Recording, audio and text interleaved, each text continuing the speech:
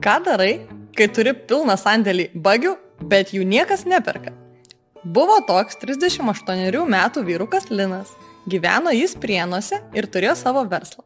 Verslas buvo įsibėgėjęs, tad turėdamas laisvesnio laiko, Linas sugalvojo papildomai užsidirbti. Sugalvojo jis idėją, kad įsigys elektrinius bagius. Pirks juos dalimis, surinks ir surinktus parduos. Kaip sugalvojo, taip ir padarė. Nusipirko 15 bagių dalimis. Surinko, pirmus kelis bagius Linas pardavė. Pradžioje atrodė, kad viskas vyksta pagal planą, tačiau ilgainiui pardavimas nebuvo toks sklandus ir geras, kaip buvo tikėtasi. Transportas per ilgai stovėjo nenupirktas. Linas, žiūrėdamas į viską pozityviai, sugalvojo, kad gali bagius nuomoti, kol atsiras pirkėjai.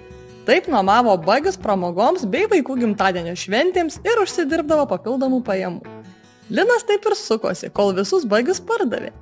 Ši istorija parodo, kad papildomų pajamų pritraukti galima įvairiais būdais ir neverta nuleisti rankų, jei pirminis planas nepasiteisina.